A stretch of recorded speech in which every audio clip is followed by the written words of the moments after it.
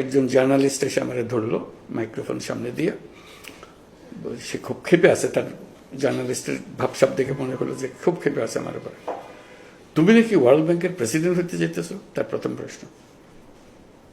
তা আমি সঙ্গে সঙ্গে বললাম, হ্যাঁ তাই তো।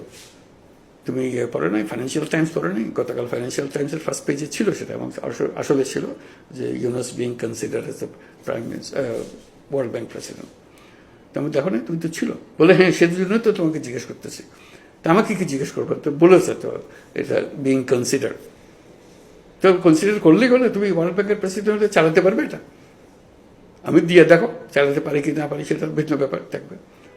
প্রথম কথা হলো, তুমি প্রেসিডেন্ট হয়ে করবেটা কি? তোমার কি প্ল্যান প্রোগ্রাম তুমি বলছো কাউকে? তাহলে বলি না, এখন কথাটা আমার কাছে আসে নাই বলে বলি নাই। তুমি যখন জিজ্ঞেস করতে তোমাকে বলি, কী বলবো? আমি ওয়ার্ল্ড ব্যাংকের প্রেসিডেন্ট হলে ওয়ার্ল্ড ব্যাংকের হেডকোয়ার্টার প্রথমে আমি ঢাকায় নিয়ে যাব, এটা আমার প্রথম কাজ। সে আরও খেপে গেল, বলে কি সে তার দুঃসাহস। ওয়ার্ল্ড ব্যাংক হলো ওয়াশিংটনের বিরাট এক জিনিস, সেখান থেকে নিয়ে ঢাকায় নিয়ে যাবে। বল ঢাকায় নিয়ে করবেটাকে? সেখানে লোক পাবে না, জন পাবে না, এটা চালানোর জন্য তো লোক পাবে।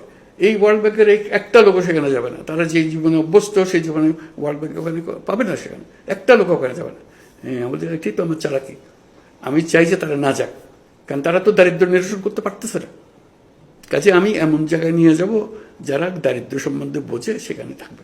কাজে ওই লোক নিচে চলে গেলে তো আমি বেঁচে গেলাম। সে আরও খেপে, আমি যতই বলি সে খেপতে থাকে। বলে তাহলে ওদের যারা যাবে তারা তাদের ছেলে মেয়ের লেখাপড়ার কথা কি হবে? আমি সেই জন্যই তো ঢাকায় নিয়ে যাচ্ছি। তার ছেলে মেয়ের লেখাপড়ার ব্যবস্থা করতে হবে, সুস্বাস্থ্যের ব্যবস্থা করতে হবে, আবহাওয়া পরিষ্কার করতে হবে। এখানে তো আউটসেন্টারে সব তৈরি আছে, এখানে কারো কিছু করতে হচ্ছে না। ওখানে তৈরি করতে হবে, করতে গিয়ে সে শিখবে কী করে। এবং গরিবদের সঙ্গে যারা বসবাস করতে পারে এমন লোক আসবে ওখানে চাকরি করতে। আমি তো যারা পারে না তাদেরকে নিয়ে যেতে চাচ্ছি না।